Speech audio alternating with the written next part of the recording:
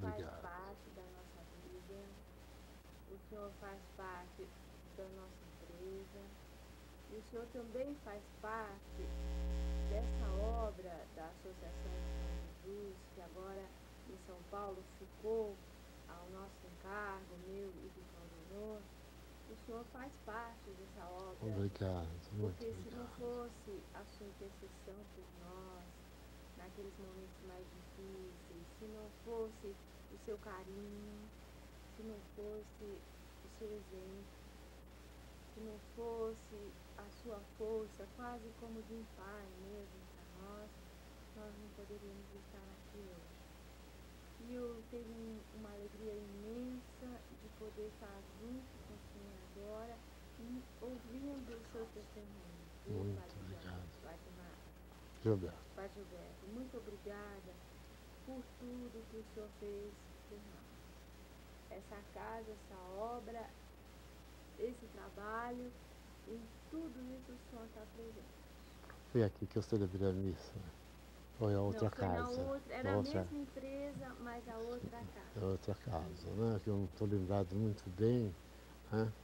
Isso. Foi uma noite muito bonita aquela lá.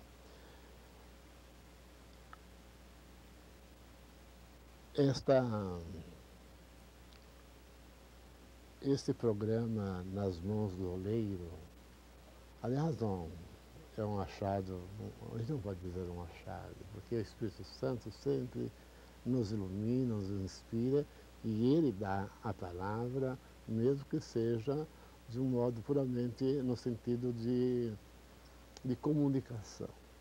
Mas a comunicação nossa é uma comunicação diferente do que está aí fora. Nossa comunicação é evangelizadora.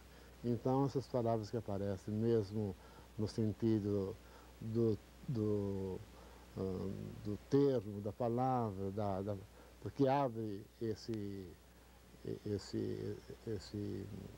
como diríamos, esse programa, né? Tem um sentido muito especial, porque nas mãos do oleiro é sinal de que devemos estar realmente nas mãos de Deus, como aquele que faz do barro que somos nós, ele começa a fazer uma vasilha muito bonita ou um outro instrumento que sirva para a glória dele.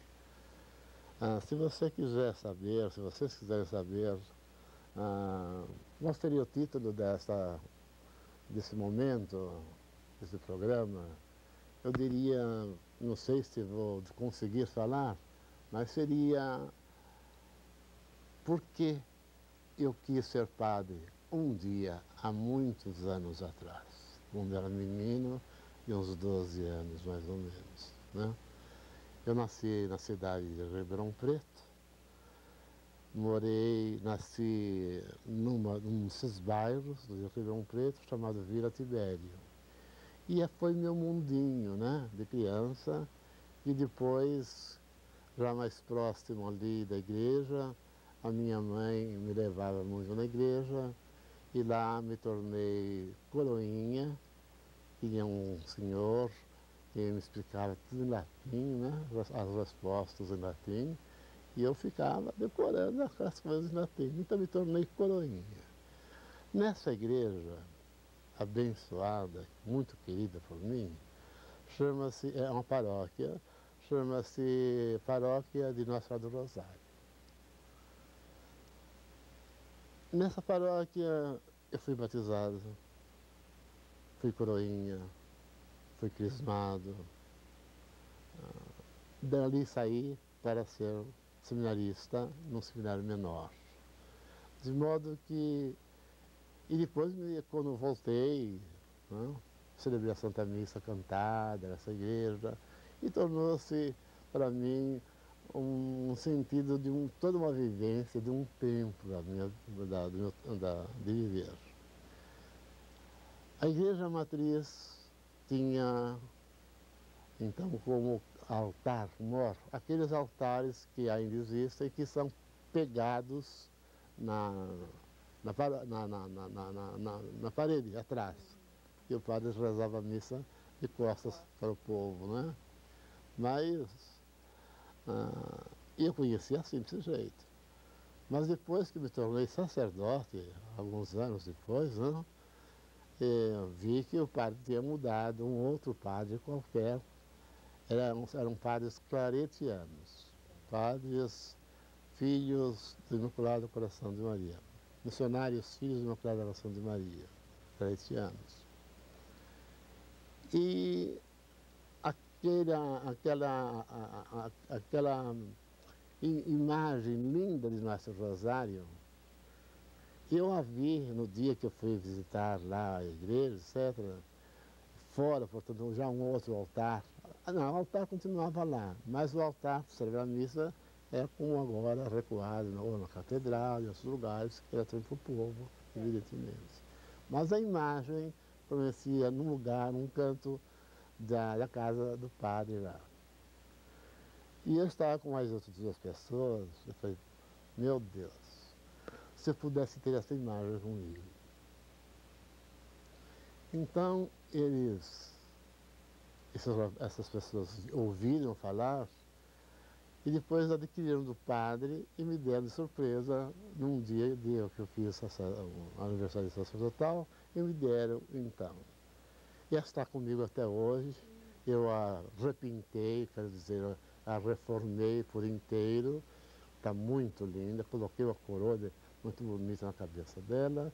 Ela está com um menino, está com um rosário que uma senhora viu, falou, eu vou dar esse rosário, um rosário de pérolas, certamente de pérolas cultivadas. E ela está na minha capela particular, agora na minha casa, onde estou morando. Você tem a mesma imagem da sua infância? A mesma imagem da minha infância. Então, mas ela é grande, ela é mais alta do que eu. Deve ter 1,80 m, não sei, né? E eu coloquei isso uma coisa especial para ficar mais realçada. E a minha capelinha, onde eu tenho também a Eucaristia, onde celebro missa, frequentemente. E isso é o meu campinho de oração e de vida, né?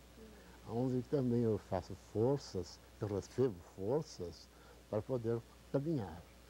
Na minha idade de 72 anos, é claro que não é fácil a gente trabalhar como deveria trabalhar.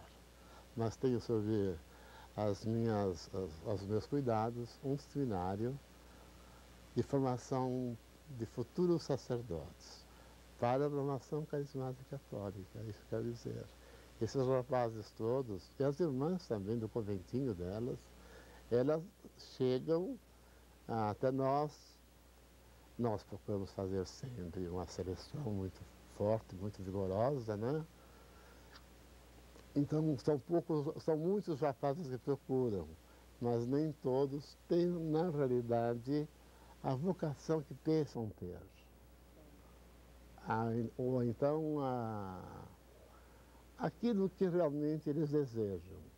E alguns desejam um tipo de renovação carismática, mas daquele povo, mas um pouquinho distorcida.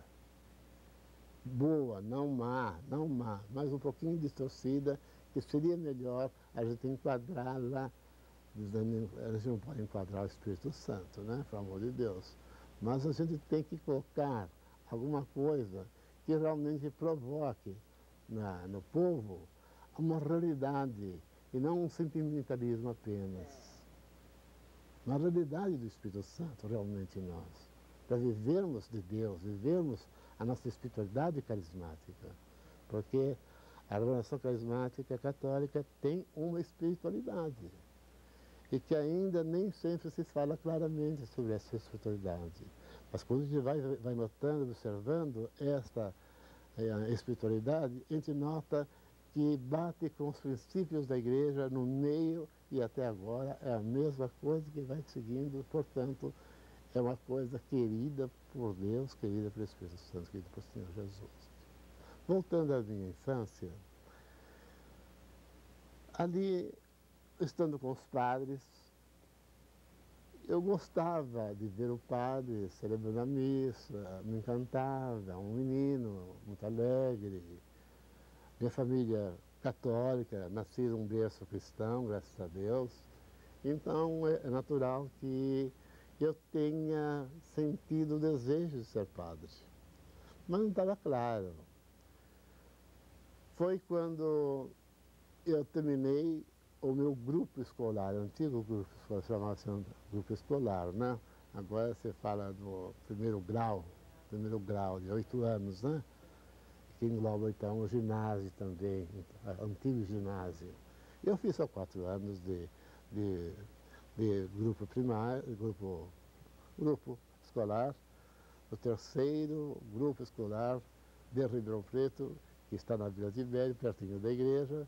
Então, era igreja e escola, né? E minha casa pertinho também. Foi essa a vivência que eu tive. Quando eu terminei o 4º ano no grupo escolar, minha mãe estava costurando uma tarde. É uma coisinha simples, né? Mas explica bem o chamado de Deus.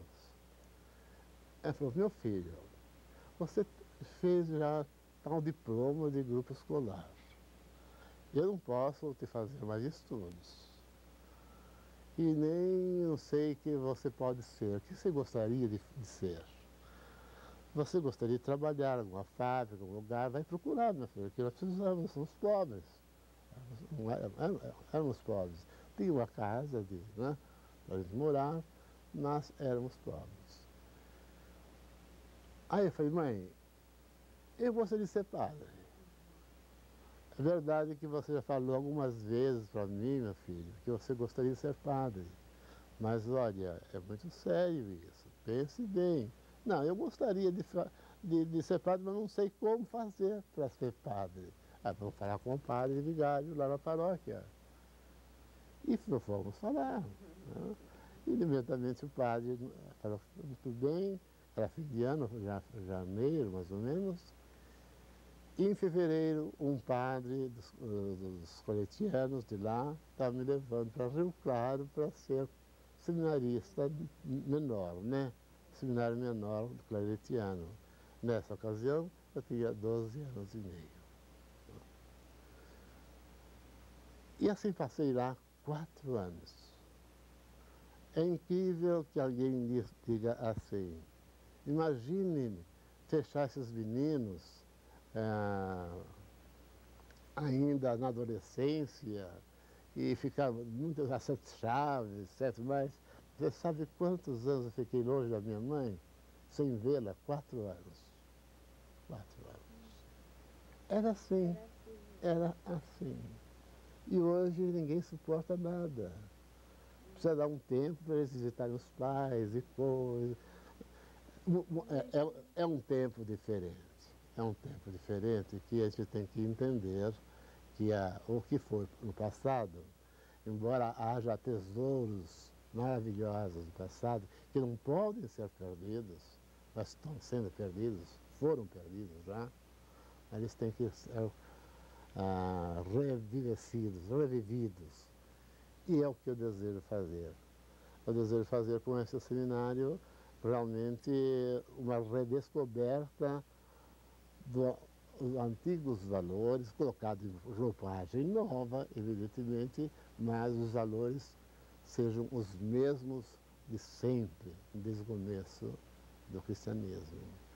E que passou esses 20 séculos até hoje, e sempre a igreja sofreu problemas como nós estamos vivendo hoje. Não é porque hoje está pior do que no ano 1000 ou no ano 500 da igreja, não. Sempre houve muitos problemas. Houve uma ocasião que Santo Atanásio, no começo do 4º, 5º século, ele dizia: há tanto os bispos se tornaram arianos, que é uma outra seita, é uma heresia muito grande, e de algum modo que parece que o mundo inteiro católico virou ariano, no arianismo. Entretanto, a Igreja Católica soube vencer. Aquilo que parecia já estar acontecendo de totalmente subverter o que seria realmente a Igreja Católica, não aconteceu, porque o Espírito Santo é que dirige a Igreja. E ele volta a dirigir novamente.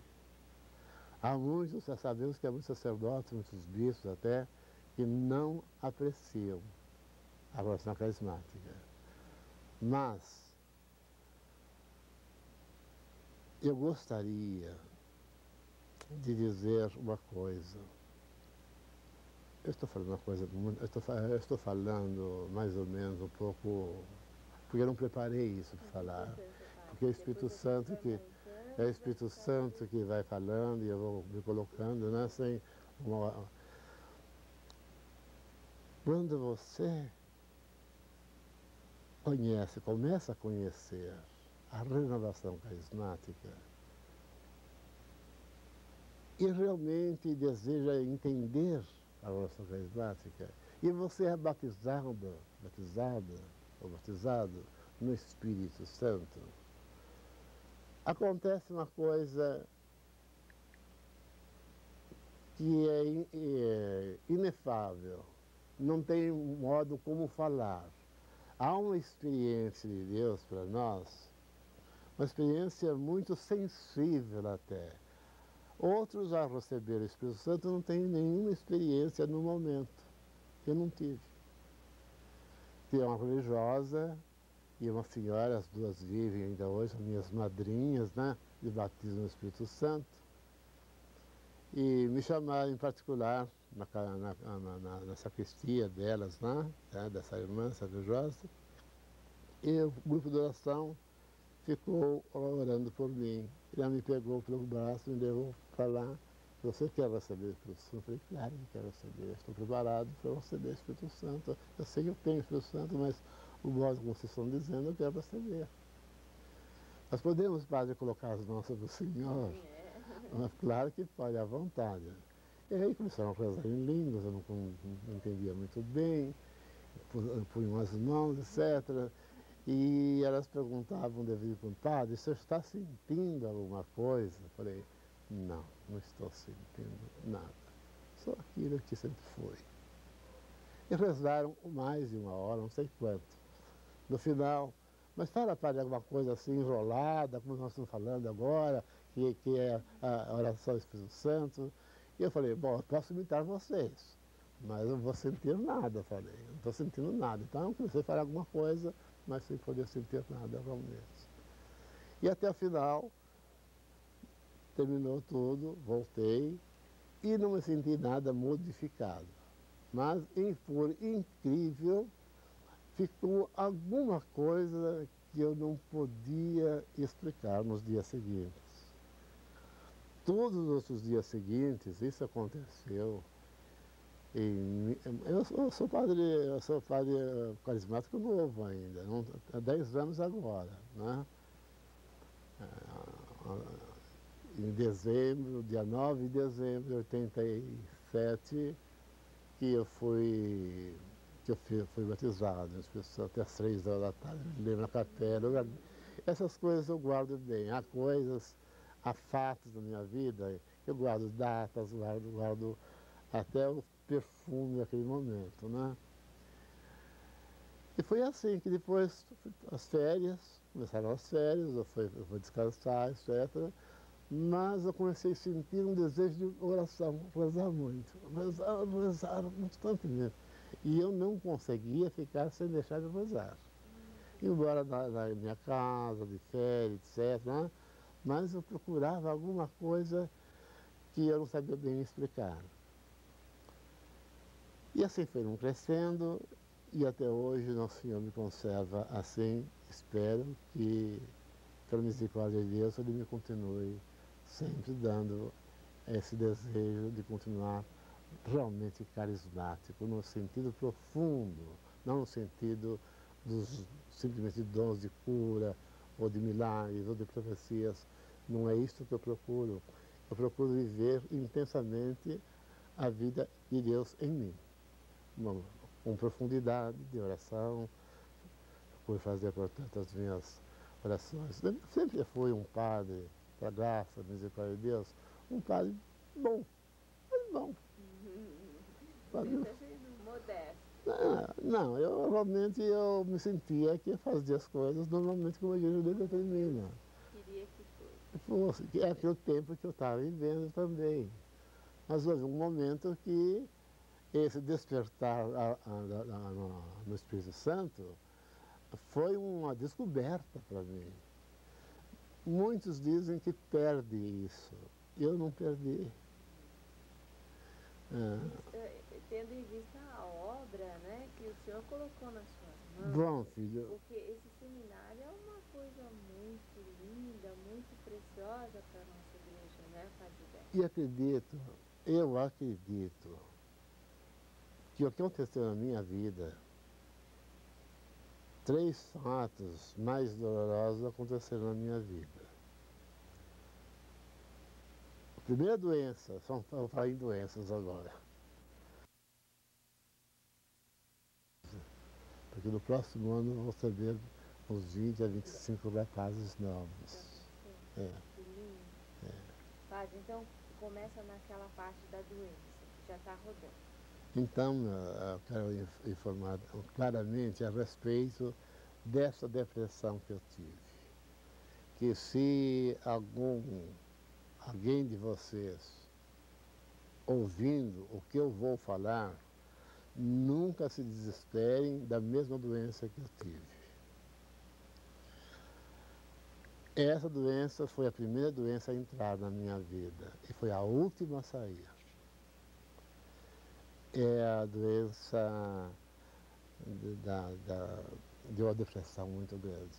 Mas uma depressão que não me tirava a inteligência, não me tirava a possibilidade de estudar, de conversar com as pessoas, de a parte moral e religiosa é um bom conhecimento. Se eu fizesse algum pecado, eu saberia que estava. Eu tinha critérios, portanto, sabendo como me comportar. Portanto, nada disso me foi tirado. Mas a depressão era muito grande. Eu sentia um medo terrível de morrer. Mas isso, claro, não só de morrer, mas de ir para o inferno também.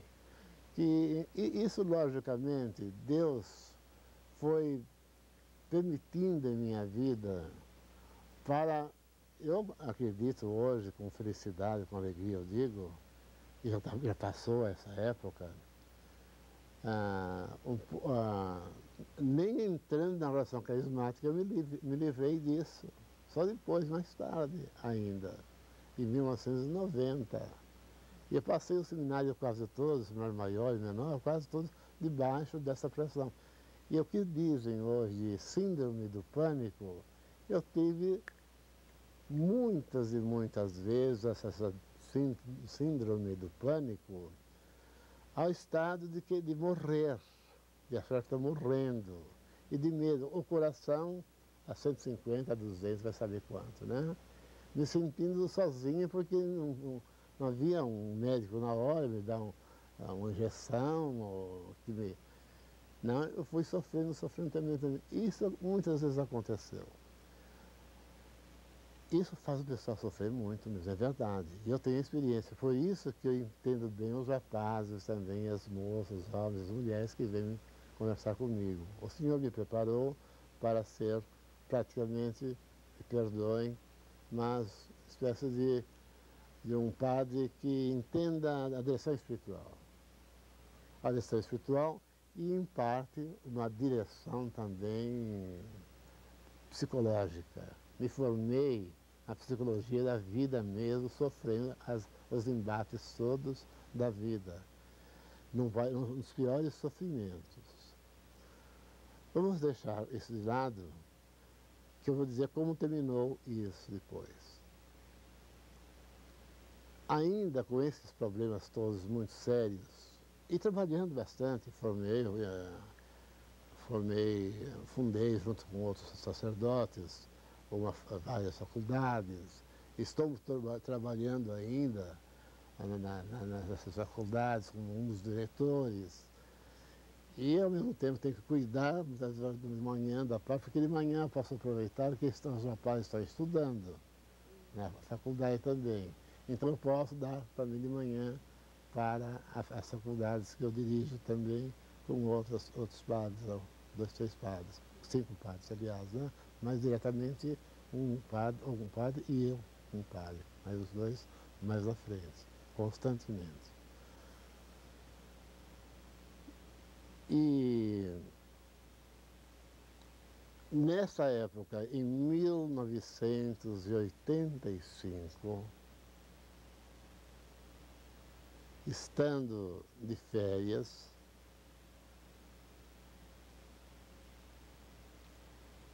eu percebi que eu tinha um nódulo na garganta aqui perto, aqui assim. Percebi, por que aqui tem esse nódulo aqui e aqui não tem, né? Aí fui aqui em São Paulo, falei, o que é isso aqui, doutor? Tá, um dia, falei, por acaso, falei, por acaso. Falei, olha, eu não gosto muito dessa história de caroços, né, caroços, né? Eu não gosto muito disso, você vai tal dia, tal hora, no hospital que eu vou extrair uma glândula sua para ver, para examinar. Isso foi em 85, mais ou menos no começo de 85. Ele foi feita a biópsia e deu positivo o mal de Hodgkin e um câncer linfático. Na palavra mais clara, era um câncer linfático. Então, o médico me orientou para um outro médico, né, cancerologista, e esse médico disse, olha, vamos fazer o tratamento. E começamos a fazer um tratamento à base de quimioterapia. Mensalmente, várias vezes, né, eu fazendo durante 3 anos e meio. Ou seja, 1988, no meados de 1988, em julho, eu não sabia se eu tinha sido curado ou não ainda, porque o médico não tinha dito nada. E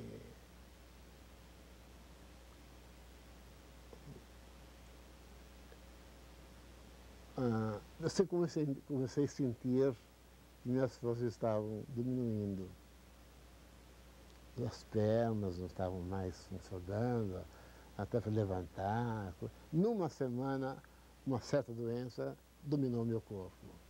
Eu estava de férias, então me levaram correndo aqui para São Paulo e chamaram o médico, meu médico clínico, e ele falou, olha, pode ser isso, pode ser aquilo. Vamos chamar, então, os laboratórios de coisas, etc, etc, etc. Não era aquilo que o médico estava certo. Aí chamou um outro médico, negócio não de nervos, mas de... Ai, Jesus, não me estou lembrando agora. Neuro, pronto, muito bem. Neurologista.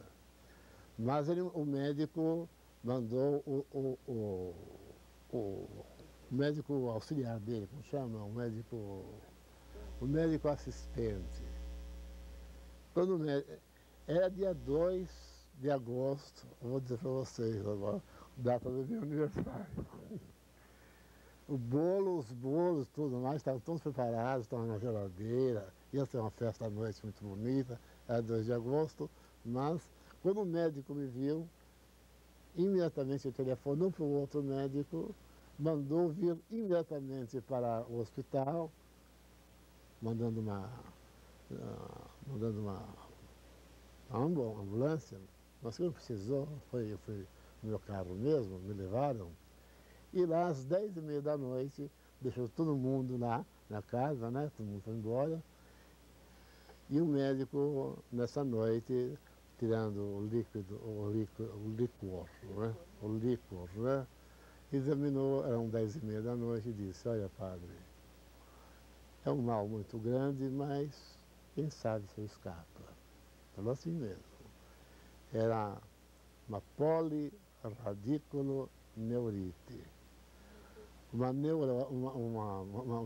virose que pegou toda a parte da espinha, diz a parte, como chama? a medula espinhal, e ela se encheu de vírus. De um vírus que atacou totalmente a minha parte de locomoção. Consumiu em questão de tempos. Questão de uma semana. Eu fui atendido no Einstein, porque o médico era de lá. E ele falou no dia seguinte, ele falou, bom, vamos ver que é possível, porque vai depender mais do seu organismo reagir do que do médico, porque não há remédio para isso.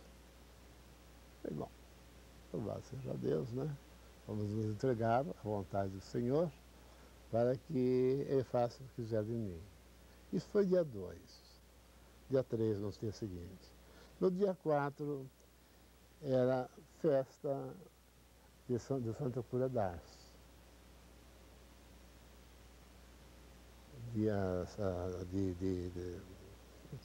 Cura d'Ars, São João Batista Vianney.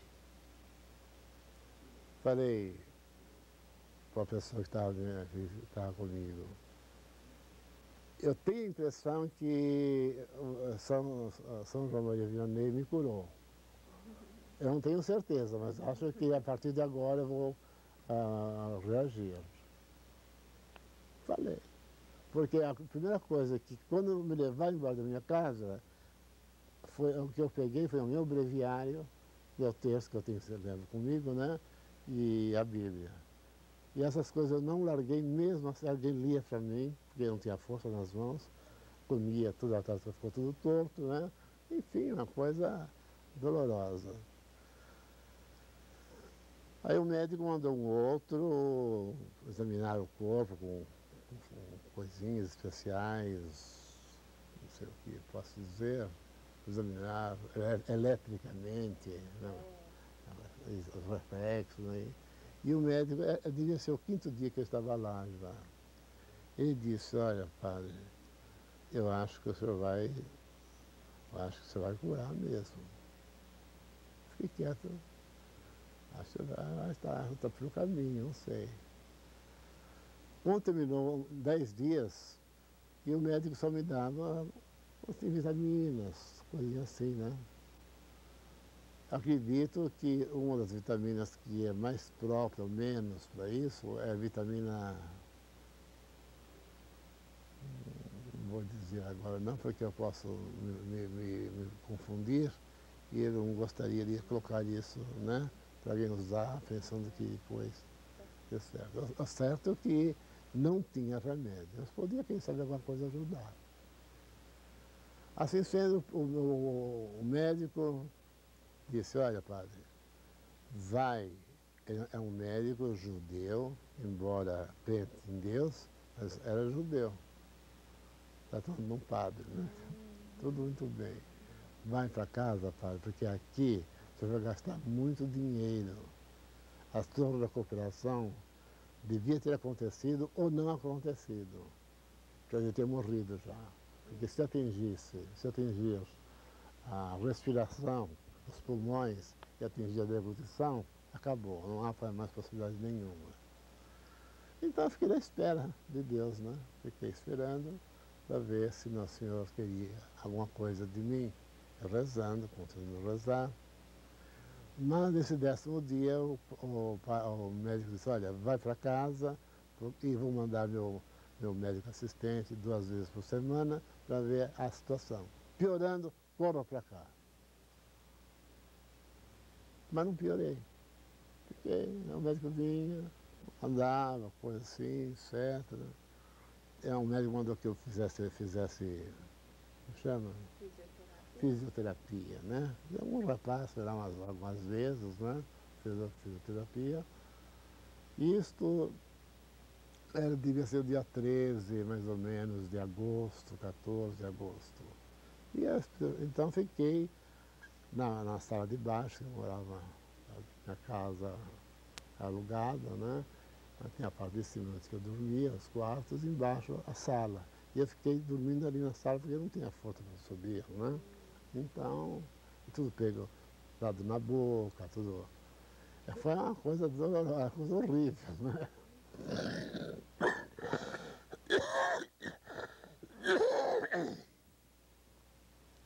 Mas, um dia, eu fui para da sala, da sala interior para a sala de visitas, mas eu comecei a andar um pouquinho já. Falei, dia 8 de setembro, que estava pertinho, né? Uns 2 ou 3 dias depois, eu vou celebrar a missa. Mesmo que esteja sentado, eu vou celebrar a missa lá. Acho que eu vou ter força para levantar o cálice, porque não tinha força nenhuma, né? Não tinha nada, nada. Nem para me virar na cama, alguém teria que me virar, porque não tinha possibilidade de me mexer. Nem de fazer qualquer movimento nos pés, nada, nada, nada. É incrível. E não dói. Não doía nada, mas simplesmente não tinha força nenhuma, nenhuma, nenhuma. E o médico disse, olha, entre o nervo da locomoção, o nervo, né? Isso. E a capa do nervo tem uma coisinha pequenininha, como você viu, eu dei exemplo. Você já viu um fio elétrico? Por fora tem uma capa, depois ele tem um vernizinho entre o próprio nervo e a capinha, né? Pois é isso que o vírus atacou. E tirou toda a força de você com isso. Agora, para você conseguir isso de volta, se conseguir com a graça de Deus, ele falou, né? É só um milagre, ele falou, só um milagre, só um milagre, ele falou. Mas vai fazendo. Daqui 6 meses, vamos ver como vai ser. Mas no dia 8, eu falei com uma pessoa que cuidava de mim lá, eu disse, eu gostaria de celebrar a missa hoje, sentado. Preparou, etc. Fui me ajeitando, sentei, comecei a rezar a missa, acabei direitinho a missa, depois disso eu pude andar à vontade. Comecei a andar. Quando o médico assistente veio, ele falou, não é possível. Aí o médico mesmo, né, que me fazia, que cuidava de mim, quis me ver. Então, eu vou aí, falei, não, ele pode ir no seu escritório. Não é possível. Eu fui, ele me viu andando, ele falou, milagres, aquela história de milagres acontecem, né? Ele falou, nunca na minha vida, e é um médico já de certa idade, nunca na minha vida de médico, não, você falou, neurologista, nunca vi na minha vida um exemplo assim, desse jeito. Uma recuperação tão rápida. Houve recuperações, mas não assim desse jeito. Então, nessa ocasião que eu estava doente, assim desse jeito, os médicos, o oncologista, cancerologista, e esse médico trocaram conversas, dizendo, perguntando, porque o atual, o que está cuidando de mim, soube que eu estava fazendo fazendo tratamento de câncer, né? Ele falou, não, o padre Gilberto já está curado, ele falou. Eu que não quis falar com ele ainda, porque eu sou muito durão e gosto de fazer mais tempo, para ficar firme mesmo, mas ele está curado já, não tem nada a ver com o problema que está acontecendo com ele agora, que é muito pior que esse que ele teve. Esse que ele está tendo agora é muito pior do que o câncer, porque o câncer pode ser curado, e isso daí talvez não possa ser curado. Foi uma fase pior ainda, mas o senhor não quis. Em 1990, agora que eu vou dizer a respeito da minha cura, da minha depressão, da síndrome de pânico.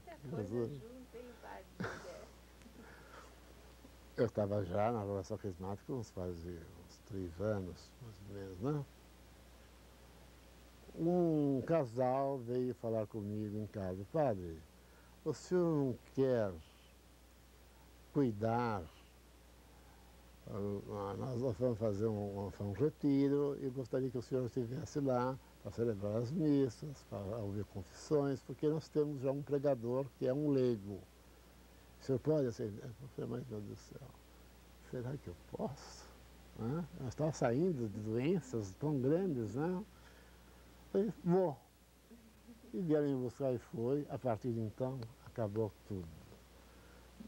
Todas as doenças desapareceram. Essa parte toda também de depressão desapareceu. Foi no mês de março de 1990. Né? E assim foi. E quanto agora uma outra parte, que termina essa parte de doenças, é chato falar tanta doença assim, né? Mas 3 foram grandes mesmo, né? É para acabar comigo de uma vez. O inimigo não teria mesmo que eu vivesse, né? Com certeza, não, né? Não, mas é que o senhor tinha uma obra muito grande ainda para... Agora eu posso avaliar o porquê que o Senhor me conservou e me libertou do laço do caçador do seu laço, né? É porque ele queria alguma coisa a mais. Eu não estava contente com o que eu fazia, que ele queria mais. Como eu era diretor de uma faculdade, estava sempre lá de manhã, e lá nessa faculdade há rapazes, seminaristas também que tem o curso de filosofia, então muitos filósofos lá, e tem também uma faculdade de teologia, na Cidade da Assunção. E havia muitos rapazes que souberam que eu era carismático, que era um padre carismático. Então iam procurar no meu escritório, né? E conversando comigo, etc, etc. E muitos falavam da dificuldade que eles tinham de viver num seminário que não era carismático. Ninguém aceitava nada. Se estivesse rezando, eles não podiam rezar. Mesmo na casa deles, nas casas até religiosas deles, muitos não podiam sequer rezar o terço. E eu fiquei sabendo, na ocasião, e é verdade, que num seminário não havia nem o sacrário. Nem o sacrário. Diante dessa problemática na igreja, meu Deus, eu tenho que agir, fazer alguma coisa. E ele falou, padre, por que o senhor não funda um seminário carismático? Eu falei, meu Deus do céu, eu nunca tinha pensado nisso, né? Mas durante uns 3, 4 anos isso foi, e entre aulas, as 2 primeiras aulas e as 2 últimas aulas, havia um intervalo de meia hora, eles corriam todos para o meu escritório e lá faziam uma oraçãozinha de alguma oração carismática, né? Podiam cantar, né? Podiam rezar, fazer algumas visões bonitas. Ver, dar uma conclusão a essa conversa nossa aqui. Enquanto eu estava com tantas doenças, 3 grandes, não sei se vocês podem imaginar quantas outras eu tive também, né? E entre uma grande e uma pequena, ia dando um jeito de eu me conservar na graça dele. Isso que eu quero testemunhar. Porque ao menos isso me fez mais padre, me fez mais interiorizado, mais íntimo com ele também. E já na oração carismática, então foi uma bênção que eu recebi de Deus muito grande na minha vida. Mas, até então, eu não tinha percebido o que ele queria de mim, porque eu não pensava nisso. Eu simplesmente fui curado e pronto. Ele me concedeu essa graça, foi maravilhoso. Mas acontece que eu, sendo diretor de uma faculdade, e entre os outros diretores da faculdade, somente eu era carismático, havia nenhum outro padre carismático por ali. Não porque eles não quisessem, não sei. Não quero falar nada sobre esse assunto, não me interessa também. Mas os rapazes desta faculdade, que ali tem uma faculdade de filosofia também, que tem uma faculdade de teologia também, e outros cursos diferentes. é uma faculdade grande. Mas os rapazes que eram carismáticos, sabendo que havia um diretor que era carismático, vieram falar comigo no meu escritório e conversando, e expunham suas vidas, as dificuldades que eles encontravam, aonde eles estavam, nos seminários que eles estavam, ou os seminários diocesanos, ou seminários religiosos, mas encontravam uma dificuldade muito grande em expandir aquele desejo de renovação carismática que eles tinham em si. E muitos fugiam até, se escondiam até para rezar o terço. Se escondiam na privada para rezar o terço, gente. Eu não estou mentindo. Então a dificuldade deles era muito grande. Entre duas aulas, as aulas eram de manhã, entre duas aulas e outras duas aulas havia um intervalo de meia hora, das 9h20 às 10 horas. E eles corriam no meu escritório para rezar, fazer oração ao Espírito Santo, de uma bênção, enfim, uma sede, profecias, rezar, e ficavam felizes e quando corriam embora para a aula novamente. E todos esses momentos, eles pediam muito para que eu fundasse um seminário carismático. Eu falei, meu Deus do céu, eu não pensei nisso, mas eu posso até pensar, se for a vontade de Deus. Mas eu não queria. Não achava que não tinha razão para mim, parece-me.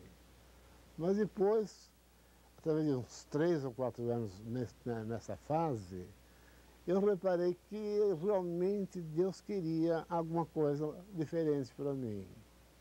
Porque as profecias, as visões, as pessoas leigas, homens e mulheres, e falavam, não, padre, eu acho que é assim, assim, assim. Eu fui mais ou menos, como diz, fui sendo enganado por Deus, como o profeta Jeremias, que foi seduzido, e eu me deixei seduzir. E então chegou um momento de fundar uma fraternidade Javé, chamada Javé Salvador. Fraternidade Javé Salvador. Isso foi em 1993. Passou todo esse ano, foi aprovada pelo bispo de Suzano Santa Amaro, essa fraternidade, ou seja, enfim, esse modo de viver na oração carismática conjuntamente. Em 94, tivemos um retiro espiritual com muitos da oração carismática, quase todos da oração carismática, e ali se desejou mais que se fundasse um seminário mesmo. Essa fase de 94 até agosto de 94, eu fui procurando casas, porque havia muitos rapazes já que queriam logo entrar no seminário. Então, em julho de 94, na minha casa, eu chamei esses rapazes e moças, uns 25 pessoas, e todos que desejaram que se fundasse o seminário. E eles queriam usar batina, os rapazes. E as moças gostariam de usar o hábito. Quer dizer, não foi imposto para mim isto que estão usando aí. Não foi imposto absolutamente para mim. Então, eu prometi para eles 3 coisas. Ou o hábito, pode usar o tempo que quiser, quando quiser, ou então um meio hábito, mini hábito, eles chamam, que todos usam normalmente, ou então desse modo como estou vestido de clergyman. Todos têm uma cruz, um pouco menor que esta, e de acordo com a graduaçãozinha, tem a cruz simples, depois a cruz com crucificado, porque vocês devem saber que a cruz é essa parte só. O crucificado é Jesus. Então, uma cruz não é um crucifixo. Um crucifixo é com Jesus. Uma cruz é sem Jesus. Mas o símbolo é maravilhoso da Santa Cruz e vale da mesma forma. Não é por isso. Apenas uma explicação momentânea que me ocorre dizer. Esse seminário, no dia 17 de setembro de 1994, o senhor bispo de Santo Amaro, Dom Fernando Antônio Figueiredo, foi no local onde estávamos e fundou, dirigiu canonicamente o seminário e o conventinho das irmãs também, né? Então, a partir de então, nós começamos a ir crescendo. Tínhamos 14 no começo, no fim do ano saiu um, no outro ano, 95, já tinha quase o dobro, e outro ano cada vez mais. Este ano menos, porque alguns foram, não digo que foram barrados, mas eu achei que era bom que eles fizessem uma experiência, quem sabe diocesana, quem sabe em um outro local, porque eu não sentia neles aquela realidade carismática, profundamente carismática, bem centrada, bem colocada. No passado também alguns eram muito, não digo fervorosos, mas muito expansivos, mas que a gente percebia que não havia muita claridade no sentido espiritual, mais demonstração, mais emocional, né? Falava para eles, não, que o fim do mundo está aí mesmo, não adianta nem trabalhar. Quer dizer, percebia-se algo sério. Então, o nosso seminário é um seminário, hoje, e eu não faço questão de número, porque temos muitos candidatos. Só que a nossa preparação para ser realmente um seminarista maior,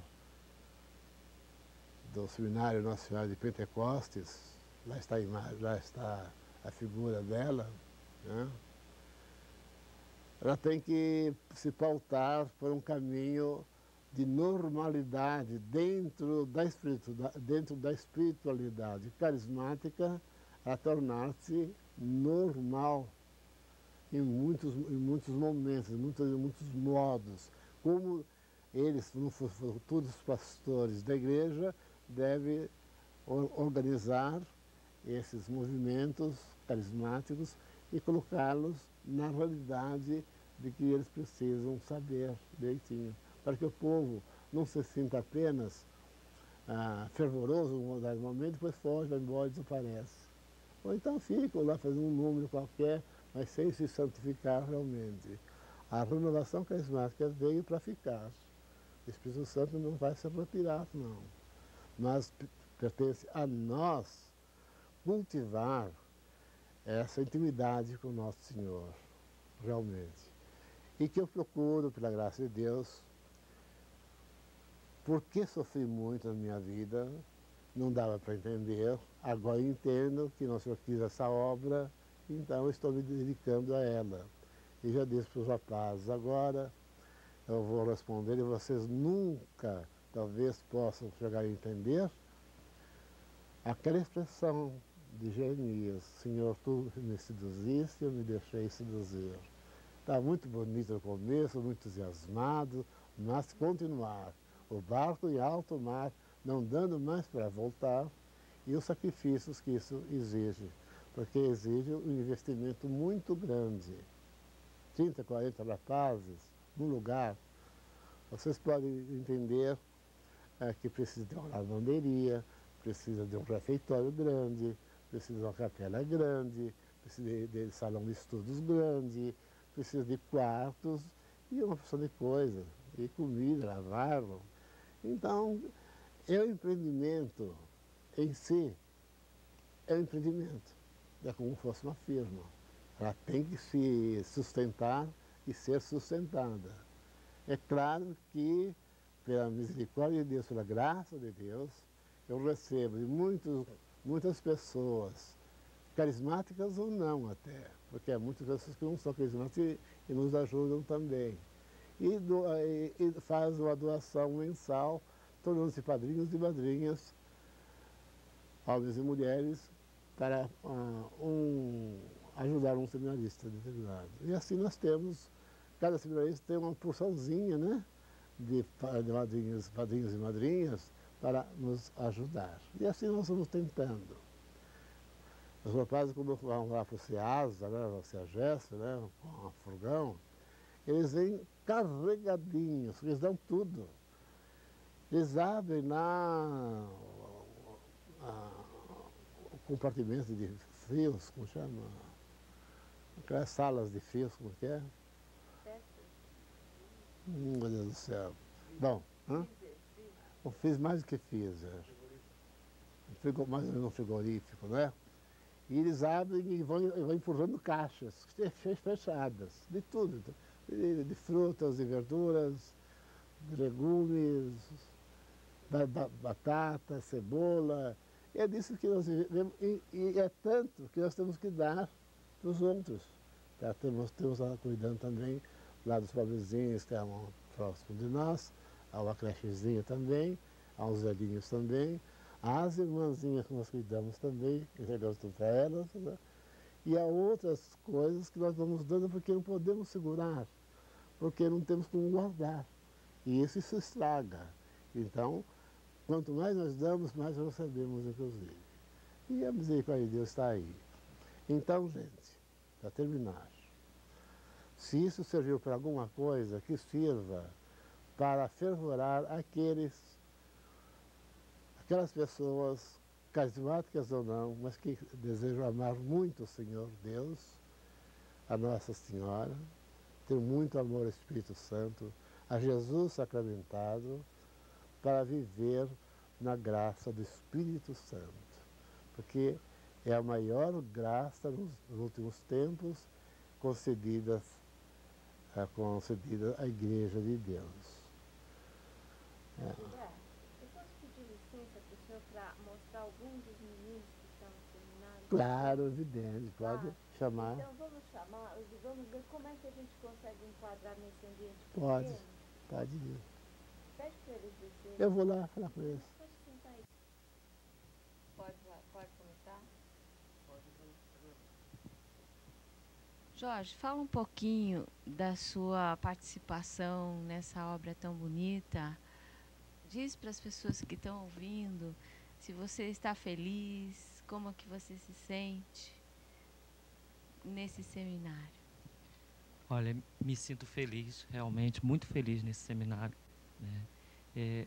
Como fraternidade, né, eu sinto assim, na vivência, né, e na convivência com os irmãos, é uma vida mesmo de família, né?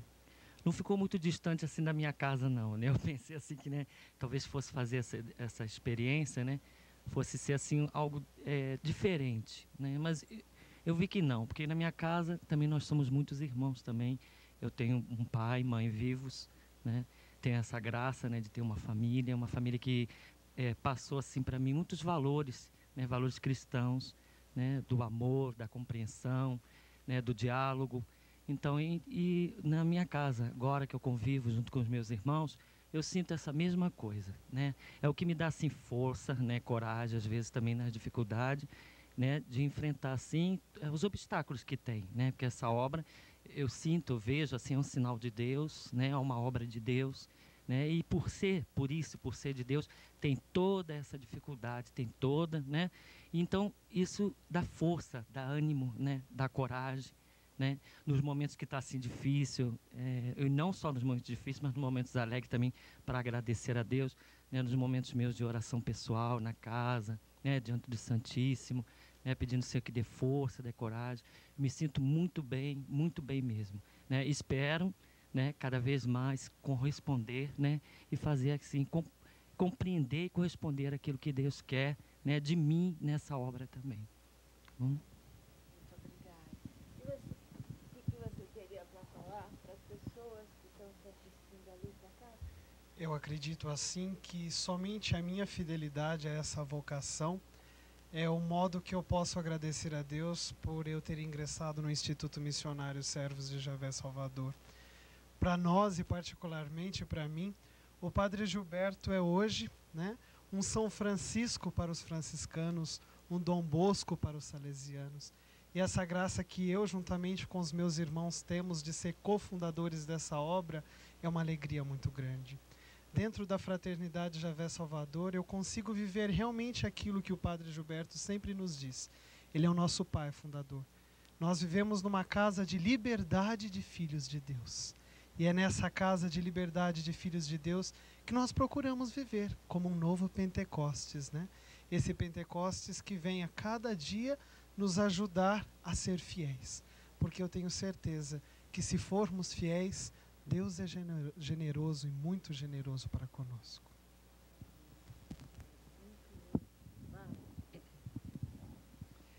Nós somos assim muito felizes e agraciados por Deus, porque é o Senhor que nos escolheu, não é? Não fomos nós que nos oferecemos, mas foi o Senhor mesmo que nos tirou do meio do mundo, de meio do povo, e está nos preparando para fazê-lo acontecer no meio do povo. Por isso nós somos muito gratos ao Senhor, e a nossa vocação é a expressão dessa gratidão dele para conosco, do seu carinho, do seu amor, porque foi ele mesmo quem nos chamou. Por isso, como a nossa mãe, nós podemos apenas dizer sim e não colocar barreiras, estar abertos à ação do Santo Espírito de Deus e seguir de cabeça erguida, porque é o Senhor quem nos chama. Eu trouxe só pregadores aqui, hein? Vai pregar lá. Para mim também é uma grande alegria participar dessa fraternidade. Eu sou de Goiânia e antes de vir para a fraternidade, eu tive muito medo e até não queria vir, né? E creio que Deus quis que eu viesse, Ele me empurrou aqui para São Paulo e eu entrei nessa fraternidade. Como o André disse, eu me sinto também como um pequeno salesiano no início da obra salesiana. Eu sinto muita felicidade porque o padre mesmo diz, vocês são cofundadores dessa obra. E é muito importante para mim saber que eu estou ajudando a construir este instituto religioso. É muito bom estar vivendo com o nosso fundador. Quando nós vamos em outro seminário religioso, em outra congregação, a conversa sempre é sobre o fundador. E quando a gente diz que nós moramos com o nosso fundador, que nós conversamos, que nós sempre estamos juntos do nosso fundador, eles ficam extasiados de alegria. E a gente, por ver a alegria deles, fica mais entusiasmados ainda por saber que nós temos essa graça. E também peço a Deus essa graça de corresponder sempre com essa vocação, que tenho a minha vocação como um presente, uma pérola de Deus. Uma pérola que Deus colocou no meu caminho, que eu devo cuidar bem, cuidado dela. Que o Senhor me ajude a cumprir essa missão que Ele mesmo me deu, nessa fraternidade. Será que agora o senhor tem microfone? Será que o senhor poderia terminar o programa dizendo para as pessoas o valor daquele sofrimento, da enfermidade, que sempre quando o senhor prova a gente de alguma forma, alguma tristeza, alguma doença às vezes, é porque que o senhor quer uma coisa maior da gente. E que essa obra é o fruto também daquele sofrimento, né? Será que o senhor podia terminar falando para as pessoas que estão sofrendo nesse momento que Jesus tem um plano para elas também? Será que o senhor podia fazer? E terminando o programa, o Cláudio vai passar o telefone de vocês, vai pedir, vai dar endereço, as pessoas que quiserem se informar a respeito do seminário. Mas eu queria que o senhor assim, dizendo para a pessoa que está ali sofrendo qualquer tipo de opressão, de doença, que Deus tem um plano para ela, que ela sofra junto com Deus, e que para o senhor foi assim também, para ela não vai ser diferente. Uma coisa assim de esperança assim, para as pessoas. Porque isso é um fato concreto, né, pai? Né? Aqueles anos todos que o senhor sofreu tanto e uma obra tão linda, né? Uma coisa tão grande, né? Sim. A pessoa tem que entender isso, pai. É verdade. Vai lá, Sérgio. Recolocar. Tá. Eu gostaria de dar finalizar o que nós falamos desses momentos que estivemos juntos, porque eu estou junto com vocês também aí. Eu disse para vocês que eu sofri muito, que eu tive 3 grandes manifestações dolorosas que Deus permitiu a mim. Mas eu queria transmitir para vocês. Vem aí a barra para mim, você já viu? Oi? Tempo na barra. 30 segundos. Não mais. 30. Tá nervoso? Porque Mas eu tô nervosa. Ganha mesmo? Essas lá. As fichas são de 10 minutos, 20 minutos. Eu gostaria de finalizar essas conversas que tivemos, porque eu estou falando com vocês, mas sinto que vocês estão querendo falar comigo também. E estou sentindo, percebendo que vocês, escutando o que eu falava das minhas dores, dos meus sofrimentos, vocês gostariam de ouvir alguma coisa a respeito para vocês também. Porque Nosso Senhor, quando nos dá um sofrimento, qualquer que seja, mesmo que seja pequeno, ele tem uma finalidade importante para nós. Ou para nos santificar, ou para nos santificar mais ainda do que somos, ou porque ele nos prepara para alguma coisa especial, ou na família, ou, enfim, em qualquer situação da nossa existência. Por isso que eu digo para você, meu irmão, minha irmã, que esteja talvez sofrendo coisas dolorosas, algumas coisas que quem sabe semelhantes às minhas, que nada é perdido do sofrimento, pelo contrário, nos traz sempre uma santificação cada vez maior. Se recebemos esses sofrimentos como permitidos por Deus, provindos de Deus, para a nossa edificação, salvação, santificação. Além disso, o sofrimento recebido com amor, beijando a mão de Deus, que nos dá esse sofrimento, Ele quer algo mais para nós, para muitos de vocês, para todos, porque todos os que sofrem, com certeza, sofrem, se sofrem sem culpa, ou mesmo culpados, se sofrem e sentindo o arrependimento em seus corações, se purificando, vão se tornando cada vez mais íntimos de Deus, não só filhos de Deus, não só filhas de Deus, mas realmente recebendo no coração de vocês, recebendo essa santificação que nos salva, que nos prepara para a vida eterna. Não tenham medo de nada, não tenham medo. Nosso Senhor é muito bom, muito misericordioso. Como São Pedro fala em sua carta, como é suave e bom o Senhor. Realmente, para mim, que sofri muitas coisas, não quero agora alardear que eu sofri muitas coisas só para dizer isso, não. Eu estou dizendo no sentido de que Ele quer nos preparar sempre para alguma coisa superior, acima daquilo que nós sequer imaginamos. Muitas vezes sofremos e não sabemos por quê. Agora eu entendo, hoje eu chego a entender por que de todo esse tempo de sofrimento, essa caminhada de sofrimento em minha vida. Foi porque Ele me preparava para edificar uma casa para Ele. Edificar essa casa que é um seminário, há também um convento das irmãzinhas, irmãos que saibam.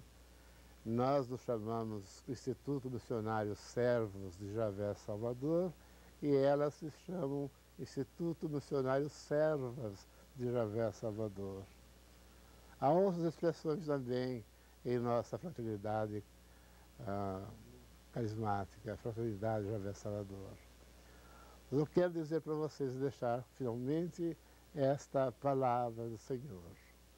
Amem até o próprio sofrimento, porque ele é uma dádiva de Deus para nós.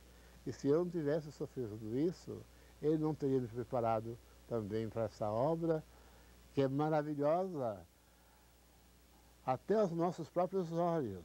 Nós não podemos entender bem como ele quis que, num momento tão difícil, se edificasse, se construísse um sentido mais espiritual, não propriamente físico, de uma casa que não temos, apenas alugamos, mas esse edifício espiritual profundo que vai fazer, no futuro, vai ter muitos sacerdotes cheios do Espírito Santo. É o que eu desejo do meu coração, sinceramente, e dou a minha vida por isso, porque eu sei que é uma obra de Deus. E quero dizer para vocês que nós temos poucos rapazes, não temos muito não, embora muitos queiram entrar, mas apenas nós temos que aceitar aqueles que Jesus quer que aceitemos. Então, eles são preparados também antes de entrar, e estão em contato conosco antes de entrar também no seminário. E as mocinhas, as irmãs, as mulheres também, que são da nossa carismática, solteiros, ou solteiras no caso também, né? Nós temos uma porção de rapazes que estudam filosofia e temos 8 rapazes já na teologia, finalizando o último curso para tornar-se sacerdotes. Temos 8.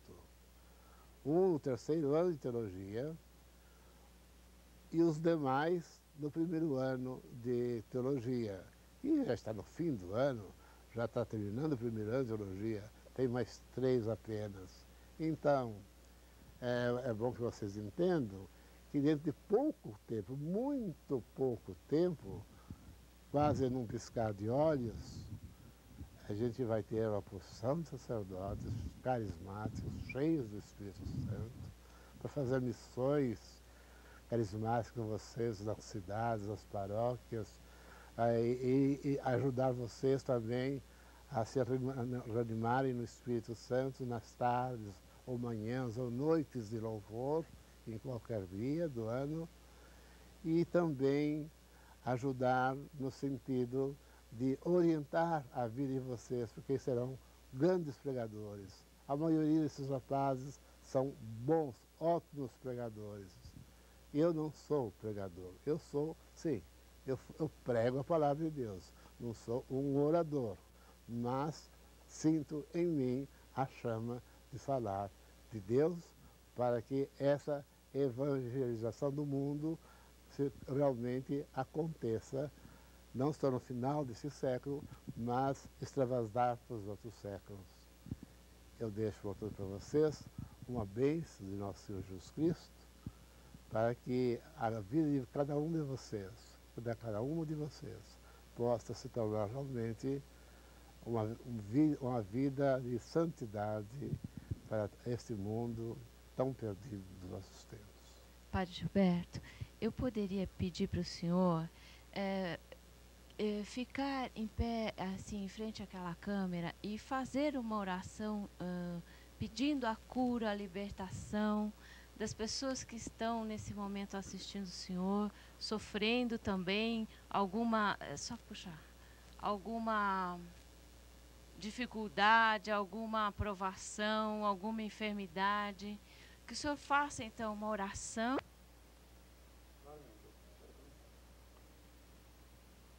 Meu Deus, Pai eterno, Deus Todo-Poderoso, neste momento em que estamos encerrando as nossas conversas estando eu unido com todos vocês que estão nas casas de vocês, por onde andam, não só aqui na cidade de São Paulo, não só aqui no estado de São Paulo, mas por todos os estados do Brasil inteiro. Pai querido, Pai Celeste, é de coração sincero e aberto que eu venho te fazer um pedido, venho te fazer uma oração. Eu rogo por todos aqueles que se sentem ser filhos teus, mas eu rogo com a oração do próprio nosso Senhor Jesus Cristo, teu Filho unigênito, nascido de Maria Santíssima,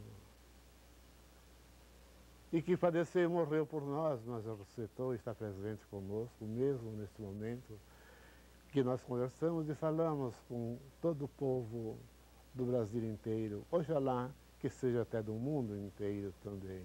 Aonde vocês estiverem, meus irmãos e minhas irmãs, eu faço esta oração abrindo a minha alma, a minha mente, o meu espírito, para que possa esta prece, esta oração, esta bênção que eu vou dar, possa alcançar a cada um de vocês, onde estiverem, o que estiverem fazendo, menos do pecado.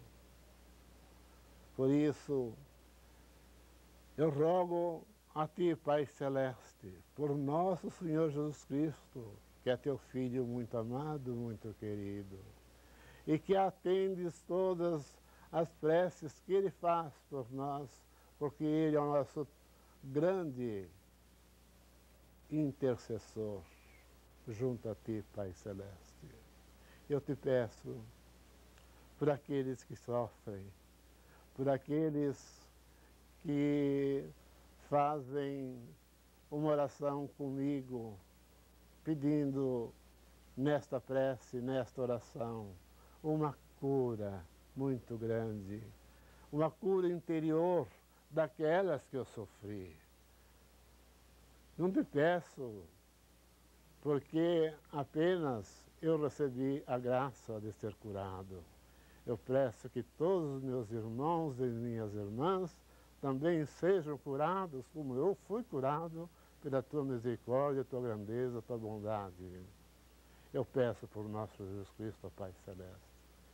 Eu peço a Ti, Pai Celeste, porque és grandioso, imenso, infinito, de poder e majestade, que tudo podes, e podes dar e conceder a todos que me ouvem e desejam realmente se curar de qualquer doença física ou psíquica ou espiritual, para que possam eles se sentirem felizes como teus filhos, Pai Celeste. Eu estou insistindo para Ti, Pai Celeste, em vez de falar do Teu Filho Jesus Cristo, porque Ele está falando comigo agora. Ele está pedindo, intercedendo, como eu estou intercedendo com Ele, com Jesus, Teu Filho, para que cures os Teus filhos, Tuas filhas, aonde elas estiverem. Essa graça, essa bênção, essa cura, esse milagre que eu imploro, aonde estiverem, nos hospitais, em casa, nos cárceres, nas casas que as crianças ficam que foram abandonados pelos seus próprios pais, ou pelos velhinhos e velhinhas que se encontram nos asilos abandonados pelos seus próprios filhos e filhas, por todos, Pai. Eu quero que esta oração possa realmente estar presente em cada coração de cada pessoa que me ouve nesse momento, porque eu não quero falar por mim, mas falar com o Teu Espírito Santo, o Espírito de Jesus. que essa bênção que eu vou dar a todos vocês, que essa bênção que eu vou dar, desejando a todos uma paz interior muito profunda que procede do próprio Espírito Santo. Não é apenas um milagre que eu peço, mais do que isso, eu peço a santificação, a salvação de cada um dos teus filhos e das tuas filhas. Pai Celeste, ouve o teu Filho Jesus Cristo, que intercede agora, falando por mim, para que essa graça seja plena. A tua bênção, Pai Celeste, contemple todos os corações aflitos, que estão cheios de tristeza, profunda tristeza, magoados, sentidos, com falta de perdão. Perdoe por eles, Pai.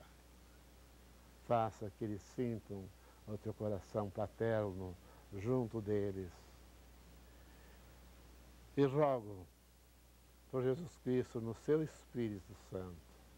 E rogo pela intercessão da Santíssima Virgem Maria, que venha nos trazer o lenitivo, o bálsamo, a paz, a alegria, mesmo no sofrimento, que não desejo para ninguém, mas que ele se santifique, ela se santifique por esse próprio sofrimento e que vai passar com a graça do próprio Senhor, nosso Deus.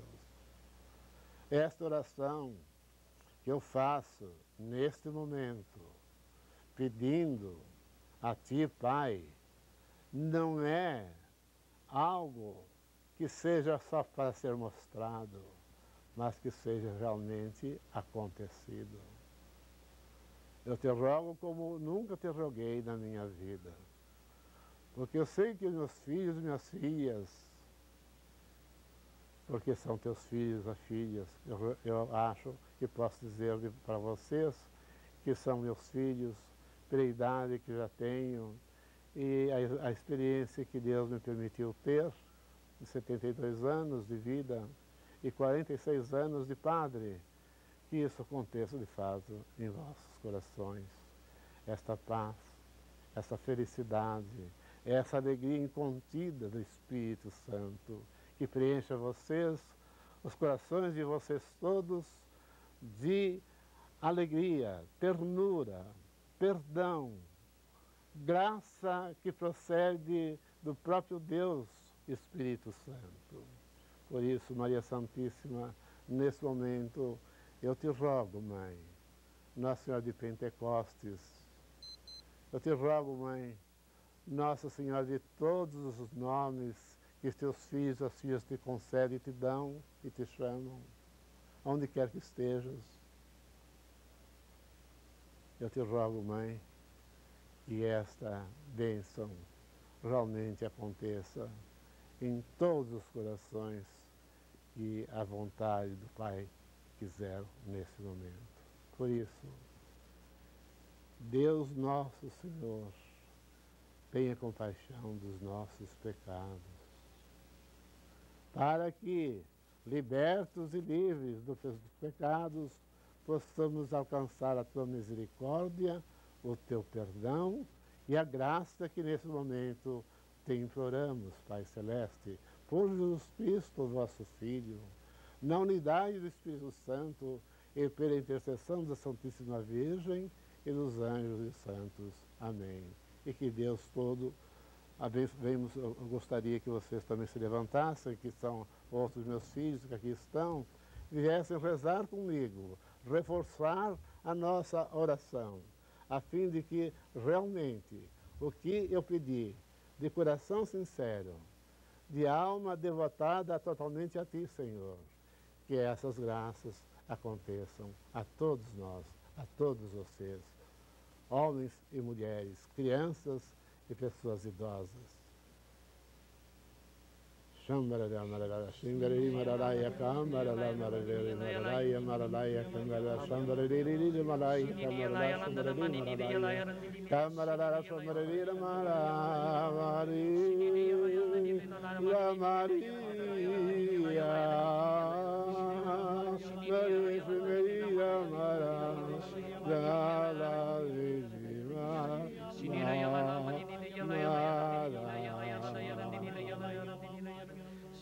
E eu vos abençoo,